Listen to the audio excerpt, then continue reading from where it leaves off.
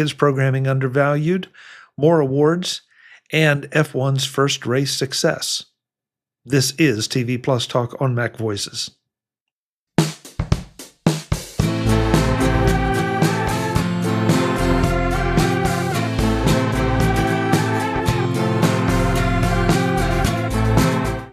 Welcome to TV Plus Talk. This is where we talk all things Apple TV and everything surrounding it. I'm Chuck Joyner. My partner is... Hello, I'm Charlotte Henry. Good to catch up with you again. Good to see you as always, Charlotte. I love the fact that we do this and get to talk to each other on a regular basis. Yeah, and we always seem to find plenty to talk about, which is always good. We always have that slightly pre-show worry, oh, has enough happened? And then every topic we find seems to be worthy of all sorts of discussion, so it's good. We started out on once a month basis, and it seemed like there was more to talk about than we both anticipated. Yeah. Now we're doing it every 2 weeks, and there still is plenty of stuff. It seems like Apple's always premiering something or announcing something or changing something. So Apple TV is a real thing that deserves attention. I'm glad we give it. Yeah, although interestingly, I think people still overlook it as a platform. We weren't particularly planning to discuss this, but as you've mentioned it, I was away this weekend. The weekend, I was at a festival called the Weekend of Mistakes. I was on one panel discussing football finance and one on streaming and the future of entertainment. And in the latter, I thought there would be some discussion of Apple TV, and it didn't really happen. I think we mentioned it once. And that's not because people on the panel, my fellow panelists, were ill-informed, quite the opposite.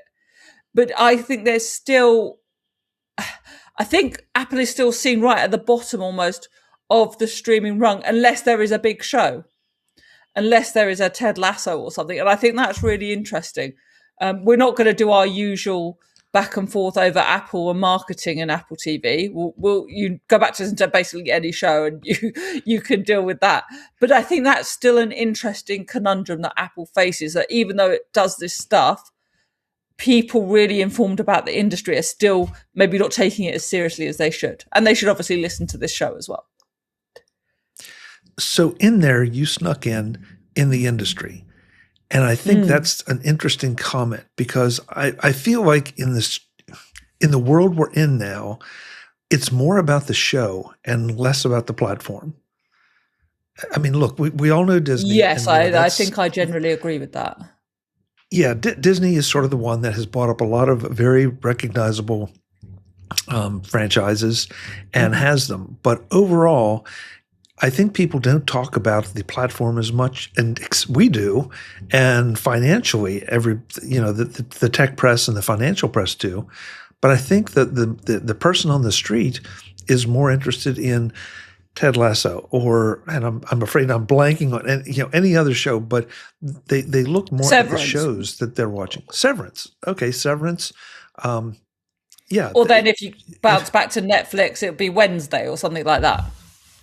Right, or The Boys on Fire TV. Sure. I think that's where we're headed, and that presents a challenge for the user, because they are trying to figure out, okay, yes, now I know which program I want to see, but now what do I have to subscribe to get it? Oh, that's a huge issue. I write about the fragmentation in my book Streaming Wars. Like that is a huge issue. It's why Apple is keen to be a platform where you plug in all your other subscriptions. So you just turn on the Apple TV app and you watch Paramount Plus, whatever. Netflix, I don't think, plays nice with that, but other services do. It's a huge part of the game. Yeah, absolutely. Yeah. So, that said, I think, and we've got a couple of things to talk about here today. I think that Apple's in there pitching with, some high-profile series and a lot of star power, and no shortage of content on the horizon. Or cash to pay for it. Well, yeah, there's that. So where do we start today? Can I ask you another question? Well, sure. I only expect a 30-second answer. I really like the MacBook Neo. I think it'd be good for streaming. I think it looks quite nice and fun. What's your take on this? Uh, 'Cause I know I you agree with discussed it on everything. MacVoices. Yeah, I mean, I agree with everything you just said. I think it is for a certain type of user, and that is not a put down of any kind. No. It's just, I think that there are a lot of those kinds of users who prefer a keyboard over an iPad, over that kind of thing. They want the Mac OS as opposed to iPad OS, which again, that's a personal thing. But everything, and I have not had my hands on one, but everyone I know that has had their hands on one say that it's a surprisingly powerful machine. That Interesting. Steve Jobs would they're never not have made having. it, but anyway. No, you're right, but I also feel like it's a machine for the times we're in. Apple has never engaged in that race to the bottom. And No. and I don't think the Neo is a race to the bottom, because there are plenty of people Chromebooks that are at the bottom, and there's just nowhere farther down to go. Interesting. I really just wanted your take on it, particularly in the context of like watching Apple TV, watching videos. I assume, by the way, if you get a MacBook Neo, you get a month at least of Apple TV free. They tend to do that with lots of these devices. Yeah, I would certainly think so. I'd be surprised if they didn't. Yeah. Well, there's some other Apple TV stuff coming as well. We've just got a trailer for an original film called Outcome. So there's a trailer there, and that will be out April 10th, I believe. So that could be quite fun. Check that out. April 10th. And it stars, who have we got here? Oh, we've got Laverne Cox, Keanu Reeves, Cameron Diaz, Matt Bomer, Susan Lucci, Laverne Cox, David Spade, Martin Scorsese, Atiska Otakasku, Roy Wood, Welker White, Kaya Gerber, and Ivor Walt. So as to your point about star power, I think you've just proved it there. Because that is a hell of a lineup, isn't it? Well, and for me, who I'm not into following the actors as much as you are and all that, and yet there are a lot of names there that I recognize. And that right there says star power. So if you're into star power, great. If you're into, look at this trailer or read the description. I admit, when you pulled it up and put it on our agenda, I really hadn't paid that much attention to it. Now I'm going to have to put it on my watch list because it looks intriguing. Yeah, it's a dark comedy. Keanu Reeves is the central character. Interesting. That'd be interesting to watch. But yeah, just that's a hell of a. I think, and it's Jonah Hill either wrote it or produced it. Like, that's a pretty hefty lineup, I would say. Who else have we got? We've got a show called My Brother the Minotaur. It's an all-new kids and family adventure. That's starting on Friday, the 24th of April. Actually, they've got some big names in there. Michael Sheen and Brian Cox are amongst those on the sort of cast, the voice cast for this. I think I wanted to flag this because I think Apple's roster catalogue of children's and family TV programming is really overlooked and still not priced in when people talk about Apple TV. Priced in as evaluating the value of Apple TV. Is that what you mean? Priced in when they analyse the service as a whole, yeah. When either it's someone wanting to subscribe to it or an analyst or a journalist. I think people overlook it far too much. Yeah, we've talked plenty about Peanuts being on Apple TV and all of those specials. I'm not real well versed in the children's stuff for obvious reasons. I'd like to think obvious reasons. But having said that, I'm aware of them, but only because I'm paying attention to Apple TV. Yeah. So likewise, but this is the platform that has Fraggle Rock on it.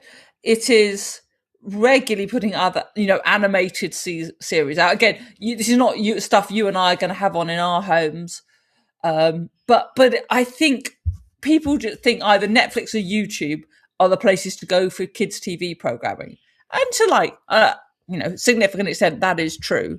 But I think it is one of the things Apple TV does that people don't quite, I don't like to say give it credit for, but don't quite acknowledge or understand when they assess the product. Well, I'd forgotten about Fraggle Rock, and I mean, even I know Fraggle Rock. Okay, so that I was more of a Muppets girl, but yeah. But look, we're both aware of it, and so that it's found a home on Apple TV, and I love that. I think it's great. I think you're right, though, and I don't know how parents think about how they assess the age appropriate content for kids when they're making those purchasing decisions. And I couldn't, but again, I couldn't tell you a thing about what might be on Amazon or Netflix. I'm sure you probably have a better idea. Yeah, look, there's loads on both. I think particularly Netflix, and to be honest, YouTube is enormous for kids programming. It really, really is. I just think it's an aspect of Apple TV, as I said, that's undercovered and underappreciated, if you like. And I think that's kind of interesting. So we've also got lots of awards. It's award season, Chuck. Have you been on the red carpet? Are you excited? I've watched them I watched Conan O'Brien roll the red carpet out. That's about as far as I got. Yeah, I went to bed. It was not, it was okay. But no, it's not particularly my vibe, but it's always interesting to see who picks up things. And Apple, again, is doing okay. We spoke at length when it won the Best Picture for Coda, which was a hugely significant moment in streaming as a whole. It was the first streamer to pick up the Best Picture Oscar. But this year at the Oscars, it picked up 6 nominations, 4 of which were for F1 the movie. It won Best Sound for that film. And that's it's another big moment, I think. Oh, absolutely. And I can't help but give an editorial comment here. I've now forgotten who won Best Picture, but I did actually watch the one that won Best Picture. Right. And it's like, that's a couple hours of my life I'll never get back. So, it didn't do anything for me. I watched it because everybody was talking about it, and I thought, this is not my thing, not even close. I know there was some controversy over F1 being nominated, but it has nothing to do with Apple TV. By the way, the one Best Picture. Yes, thank you. But I felt like F1 was a much more engaging movie for me, but that's me, and not because of Apple TV, just in general. You like your action, don't you? Well, I like my action, but I like a story. And I like a story that sort of makes sense or has a beginning and an end. And I just didn't get that from the Best Picture. And I'm sure I'll get emails, and I'm sorry. Yeah, send you emails. No disrespect. Yeah, no disrespect intended. Good. It didn't work for me. But Apple will be really pleased to be in this game. Now, there's a bit of a joke and a bit of a slur that people make movies, the tech companies wanted to get into the movie business, so they get to, Tim Cook gets to turn up at the Oscars in his nice suit and whatever else, and it's all rather glamorous and un-Silicon Valley and quite fun. And there probably is some truth in that, right? But particularly with these technical awards, I think that's kind of interesting to pick up those things and to be acknowledged for that kind of work. Yes, I agree. I agree completely. And you may not agree with this, and I'd love to give credit because this was not my original observation. But the movie making business has become much, much more technical. And now with the big controversies over AI being part of movie making, and the investments that Silicon Valley has made in Hollywood, I'm not sure that, again, this came from listening to some other podcasts, but it seems to be Silicon Valley that is driving Hollywood more than Hollywood driving Silicon Valley. And that is an interesting. Yeah, well, and the reason I'm bringing it up, though, is because Apple is Apple is not just behind the scenes. They are there. They have been in the movie making and TV making business now for a number of years. Yeah. This was one of the topics also that I discussed over the weekend. And I also put in my book, like, tech is media and media is tech now. It's all, the lines between the two are hugely blurred. Netflix has to have a tech infrastructure. Apple makes media, etc., etc., etc. But I think, maybe those two are being driven. I just look forward to our AI overlords deciding what we can and can't watch. I don't want to take us too far off track, but I'm well, but I am watching the debate, and I think it's very interesting that there's some actors that have now trademark copyrighted their likeness, their voices. They're leaning into the AI thing, and there are others that are trying to back way away from it and fight it. And I feel like this is just one of those cases. If you're fighting the future, you need to find a way to adapt and integrate with it instead of saying, "Oh no, it's taking our jobs. It's taking our jobs," because that argument never seems to hold water for very long. I don't agree with you. I would point out that the Hollywood strikes of 2023, one of the key issues was AI. It was a huge part of the issue, and for both writers and actors. For writers, obviously, they don't want AI to be used just freely to make scripts, and actors are very concerned about their likeness being used without their consent. So there's all of that going on. Maybe we'll have to do a whole show on this another time because we can't get sidetracked. Because there was another couple of awards that Apple got nominated for, and which are the Raw Television Programme Awards here in the UK. They're the Raw Television Society Programme Awards, the RTS. So Slow Horses is up for the Best Drama, and Saskia Reeve is up for Best Female Actor. So again, a really big acknowledgement. Very prestigious award. And and I think at least I make a mistake of saying, well, they won this, they won that. If you are nominated consistently, like Apple has been, that right there says a lot about the quality of what you're doing. That it's not just a one hit, one hit here, one hit there. They're being nominated, and they're being nominated for a lot of different things along the way. That's such a great point. I hadn't really thought, but I sort of knew it subconsciously, but it's such a great point. It's not just, Ted Lasso wins wins a bunch of comedy awards. It's not even, you had one home run with Coda for the best picture. I always hate it when we have these conversations because we kind of sound like we're doing Apple TV PR, and I'm always resistant to that. But it is worth noting and following that it is for a whole host of things that they get nodded for. Obviously, Slow Horses has pretty consistently been acknowledged because it's pretty consistently brilliant. But that is a very interesting thing to note, that there are a whole host of things in different kinds of categories that Apple gets either wins or nominated for. And if it makes you feel any different, let's not forget that we have beaten up on Apple a lot for their marketing. So even though we praise it in one hand, we criticize where we think it should be criticized.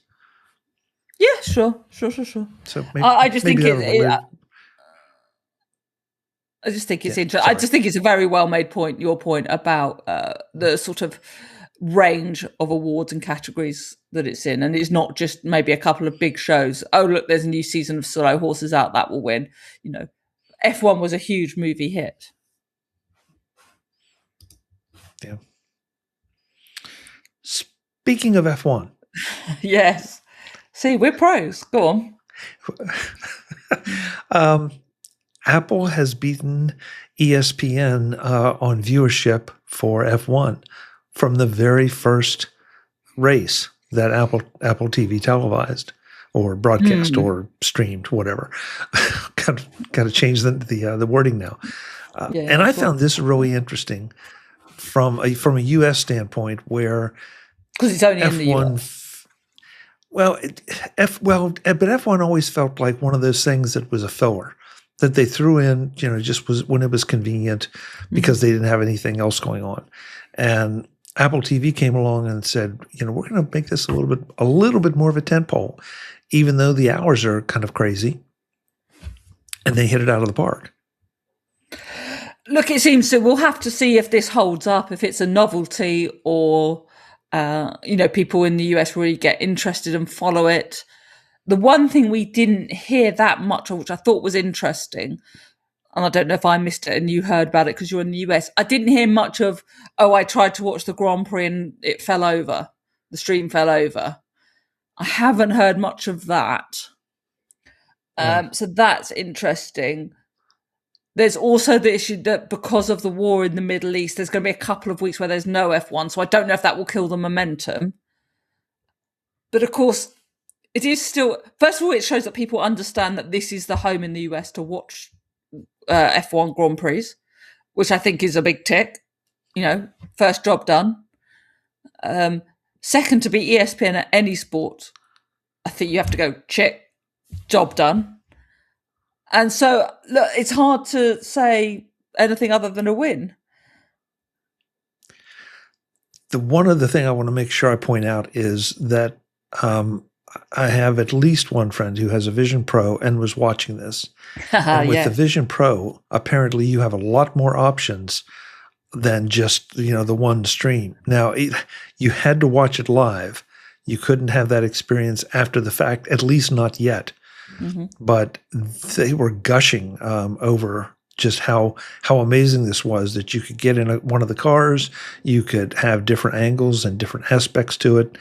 And that makes me wonder, okay, so is this an experiment Apple's running where they are going to apply it to other, not only just races, but also sports?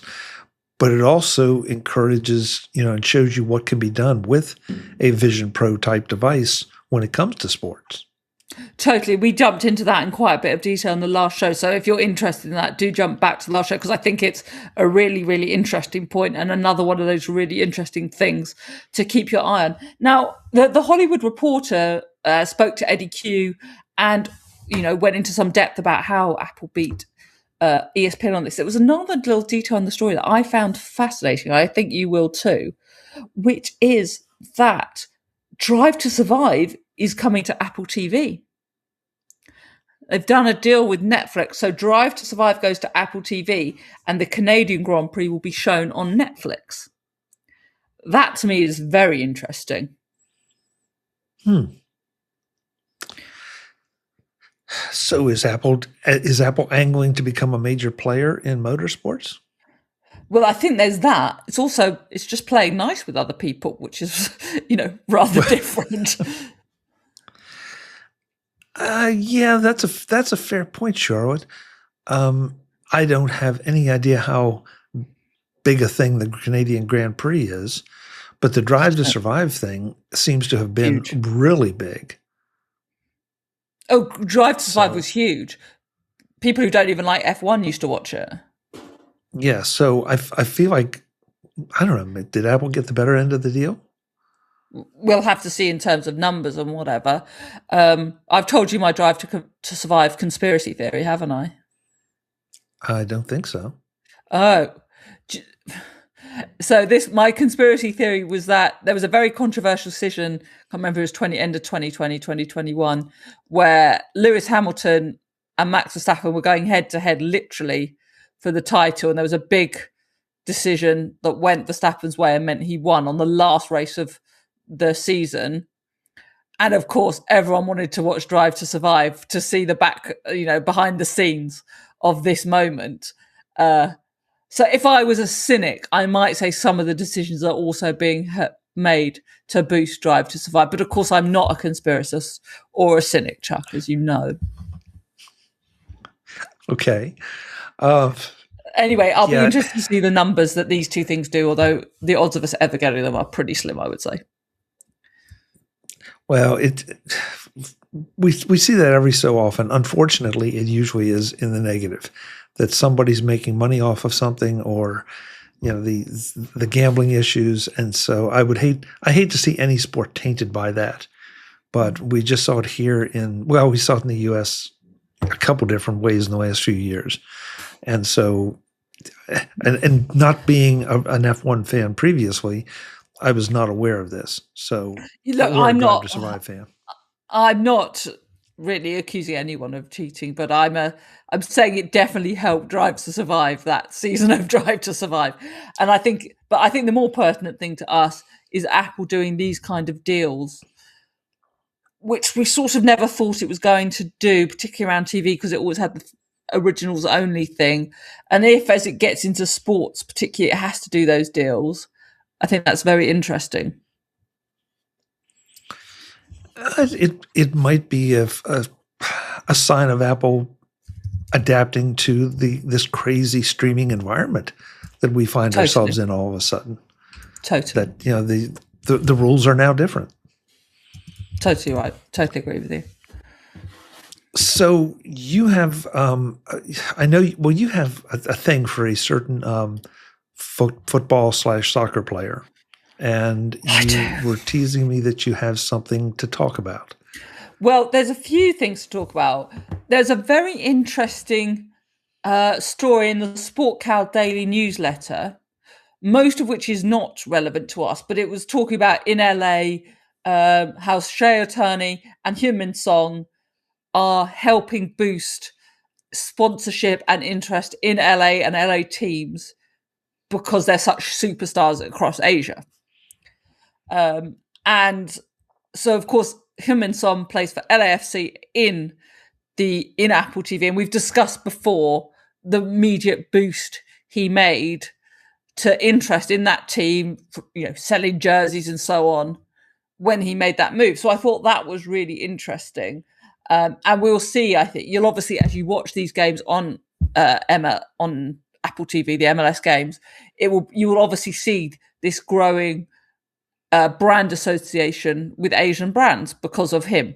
So that's very interesting. It's obviously interesting as well going into as we head towards the LA Olympics and a football World Cup before that in the US. So do you remember I told you as well, at Tottenham, there used to be huge numbers of Korean fans who used to come to Tottenham to see him when he was here in London? Yes. I was on a panel with someone that used to be involved in the club at a director level, at a senior level. And on this panel, he revealed that Son Heung-min was essentially a line in the budget on his own and could bring in 70 to 80 million pounds sterling a year. Just his presence. I'm kind of stunned. Yeah. I always knew it would be a big number. But this is the level we're talking about. Just so people understand, when you turn on Apple TV and you see him and the effect he's having on the team, and when you see in the crowd, and when you hear stories of shirts being sold across Korea, this is the kind of level we're operating at. So where does it go from here, Charlotte? I mean, obviously the monetization is important, but how do they continue to leverage that and spread the popularity of the sport? Well, first of all, I would love to know the subscription boost Apple TV has got in Korea, on the back of him arriving in LA. For our show, that is the most pertinent thing. I don't think they'll ever reveal that number. We don't know, but I can imagine what the graph looks like. Let me put it that way. The merchandising will be a separate thing that's not really relevant to us. But in terms of subscriptions, and I said it to you when the move first happened, and that number that I heard, I think, rather endorses my thinking. I am without doubt convinced that people will either be subscribing or tuning in, frankly, across Asia, but particularly in South Korea, just because he is there. Well, the merchandising is indicative of the popularity of the player. and Correct. in any sport. And so, Correct. that's the first time that we've heard a number associated with anyone. And that's, even if it is just South Korea and there's a bit of spillover, we're with streaming now. It's a global thing. It's not just one particular country that you're working in. So the NFL is trying to expand out. Football/soccer, I don't know how else to do it. Sorry, folks, on both sides of the pond there. I don't want to bias one way or the other. They're trying to do it. Everybody's trying to spread it out. So I'll just repeat. This gentleman who would know said this one player was a budget line worth 70 to 80 million pounds in revenue a year. And my understanding is there is a significant Korean community in Los Angeles. I think there's some, I mean, I guess it depends on how you define significant, but there's a pretty good Korean presence in a variety of cities in the U.S. Mm-hmm. Interesting. So anyway, we may, the other thing to watch out for on Apple TV is, particularly in the US, I don't really tend to see sponsors here. I don't tend to see adverts here, but it'll be interesting as well if you see brands from across Asia choosing to advertise on Apple TV and particularly in LAFC games. Yes, it's not something I typically watch, so I can't comment. But I told you I only started watching because of him. Yeah, well, and so advertisers right there, target Charlotte's demographic. Just to wrap up our little sporting section. It's worth noting that Friday Night Baseball returns on Friday, doesn't it, Chuck? I knew it was coming. That's all I knew. It's the start of all 7,000 games. That's what it feels like at times. So those are the first games. They'll be on Apple TV on Friday evening. So that's it's the 5th season of that already. Wow, really? Yeah, it's the 5th season. Good. Wow. Okay. The doubleheader this week will be Los Angeles Angels. We're just talking about Los Angeles. They go to the Houston Astros, and the Cleveland Guardians are going to the Seattle Mariners. So they'll both be on Apple TV. They'll be on probably the night you're listening to this podcast. Sharon, I want to bring something else up that's not in our show notes, but you just kind of reminded me of it. No, it's not bad. But have you played with the Apple Sports app? The iOS Sports app? I did previously when it first came out, yeah. Yeah, and frankly, when it first came out, it wasn't covering anything that I was particularly interested in, so I hadn't even bothered to download it. And then they announced they're going to cover golf, and so now I'm using it, regularly. And it is a really good app. So I don't know what your experience has been with some of the sports you follow, but I would give it a hearty endorsement. Interesting. I use an app called Flash Score, but maybe I'll have to jump because it wasn't quite doing what I wanted when I first got sports app. Although it does actually flash up some alerts on my phone, which is interesting. I don't think it quite gives the right detail, but yeah. So I have used it. Maybe I need to go back. What's the integration with Apple TV, actually, now that I think about it? The reason I brought it up is because we were talking sports and Apple. Sure. And so, and to your point, you just brought up the baseball is starting. I know that, the other sports, it's covering a lot of things. It finally got to the golf part. I believe it now has tennis too, along with all call them the major sports that are popular. And so here we're in the throes of March Madness. If you're into that, I'm not. I don't pay attention. That. Well, yeah, but again, it's just I never think of Apple as a sports thing, and yet how many times have we talked about what they're doing with Apple TV? And it just occurred to me as we were talking that, the sports app is on there too. Come to think of it, I don't know if, let me see. This is live, folks. So Right.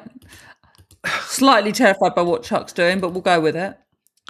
yeah, well, I'm just looking to see if there is anything there that might indicate Apple TV Plus, but I'm not necessarily seeing it, so I'm not going to. We'll have to. That'll be something we'll have to look into.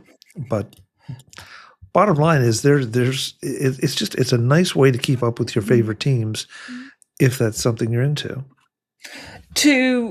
I need to test it out again. To wrap up, is there anything you're particularly jumping into this week to watch on TV? Right now, no. I just have not had time.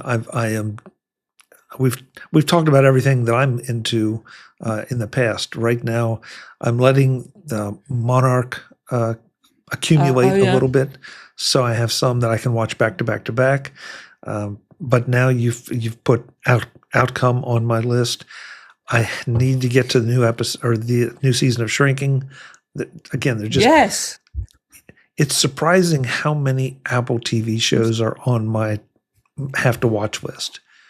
All right, we're going to do. Time to do it. I'm saying it now so that we stick to it. We're going to do a review of Shrinking in our next show. So listeners, watch it. We're going to watch it, and we'll be back to do I'm imposing this on you now, Chuck. We'll do a review of it next show. All right, we may do a partial review of Shrinking. Right, okay. I'm doing the agenda live on air, but no, whatever we do, there'll be lots to discuss next week. In the interim, where can people keep up with you, Chuck? MacVoices.com. That's where you find everything that I'm doing. We do a live show Tuesday nights at 8 p.m. Eastern at youtube.com/MacVoicesTV. And on all the socials, you can find me as at Chuck Joyner. Thanks, Charlotte. Chuck Where Joyner, can they find you? Chuck does the live. Yeah, Chuck does the live show of MacVoices at a time when I'm asleep, so that I can't show ideas on him and agenda ideas on him live on air. I'm at theedition.net. You can keep up with all my blogging, newsletters, podcasts, videos on the crossover of culture, media, and sport. There's always some Apple TV stories to do. I'm at Charlotte Henry across social media. And if you're interested in the world of streaming, which I hope you are, please pick up my book, Streaming Wars, wherever you get your books. Until then, we'll see you. Well, we'll see you in a couple of weeks' time. Thanks for watching. Visit MacVoices.com for show notes and to connect with Chuck on social media. Get involved in our Facebook group or like our Facebook page, and get more out of your Apple tech with MacVoices Magazine, free on Flipboard and on the web. And if you find value in it all, consider supporting us through either our Patreon campaign at patreon.com/MacVoices or by making a one-time donation via the PayPal link on our front page and in the show notes of each episode. You will join these fine people who help bring you MacVoices.